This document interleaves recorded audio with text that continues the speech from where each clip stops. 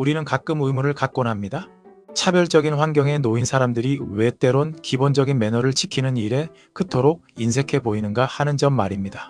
흔히 예절을 개인의 성격이나 인격, 교육의 결과물로만 보지만 사실 그 밑바닥에는 한 개인이 처한 팍팍한 환경과 생존을 위한 처절한 본능이 겹겹이 쌓여 있습니다.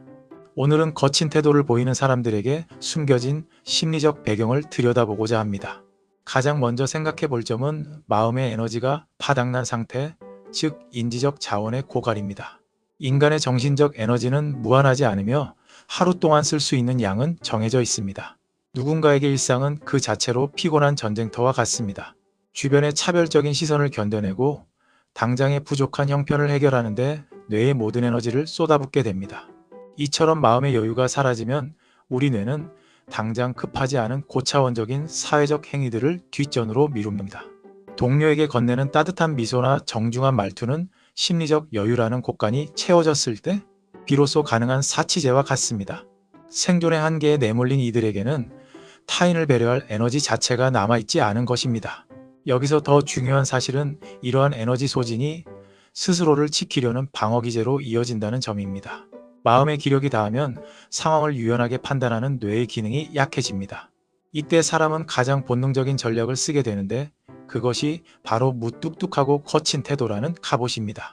반복적으로 무시당하고 상처받아온 이들에게 세상은 기본적으로 적대적인 공간입니다. 이런 곳에서 친절을 베푸는 것은 오히려 자신의 취약점을 노출하는 위험한 신호가 될 수 있습니다. 이성적으로 판단할 여유가 없다 보니 나를 지키기 위해 가장 빠르고 확실한 수단인 냉소와 공격성을 선택하게 되는 것입니다. 에너지가 없어 예의를 못 지키는 상황이 더 이상 상처받지 않겠다는 본능과 맞나? 무례함이라는 단단한 껍질을 만드는 셈입니다. 물론 이러한 분석이 모든 책임을 환경으로 돌리는 결정론으로 비칠 수도 있습니다. 가혹한 환경 속에서도 타인에 대한 예우를 잃지 않는 고결한 분들은 분명 존재하며 우리는 그분들을 깊이 존경합니다. 하지만 담론의 역할은 개인의 특별한 성정에 기대를 거는 것이 아니라 다수의 개인이 처한 보편적인 한계를 직시하고 그 문턱을 낮추는 데 있습니다. 또한 이러한 기제를 설명하는 것이 무례함에 대한 면죄부를 주려는 의도는 아닙니다. 오히려 현상의 뿌리를 정확히 이해함으로써 소모적인 비난을 넘어 실질적인 변화를 위한 논의를 시작하자는 제언과 유사합니다. 이런 악순환은 사회적 신뢰가 무너졌을 때 더욱 심해집니다. 매너와 에티켓은 내가 먼저 존중을 보일 때 상대와 사회도 나를 존중해 줄 것이라는 믿음이 있어야 성립하는 일종의 약속입니다. 하지만 평생 배제와 부당한 대우를 경험해온 이들에게 이 약속은 이미 깨진 것과 다름없습니다. 나를 지켜주지 않는 사회의 규칙을 나만 고집스럽게 지켜야 할 이유를 찾지 못하는 것입니다. 존중받아본 경험이 전무한 사람에게 타인을 향한 존중을 강요하는 것은 아무것도 가르쳐주지 않고 정답만 내놓으라는 것과 같습니다. 결국 이 문제를 인성처럼 개인의 문제로만 돌릴 수는 없을 듯합니다. 우리 사회 전반의 인식과 환경을 조금씩 바꾸어 나가려는 노력이 필요해 보입니다.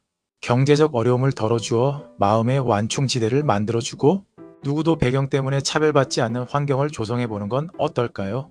사회적 안전망이 튼튼해져서 굳이 나를 세워 스스로를 보호하지 않아도 되는 세상이 올 때 그들도 비로소 방어의 갑옷을 벗고 상호 존중의 자리로 나올 수 있을 것이라 생각합니다. 무례함은 한 개인의 인격이 부족해서 생기는 일이 아니라 우리 사회의 포용력이 한계에 부딪혔다는 신호일지 모릅니다. 이제는 그들의 겉모습만 비난하기보다는 그들을 무례함으로 내몰았던 사회적 온도를 어떻게 높여갈 수 있을지 함께 진지하게 고민해 보았으면 합니다.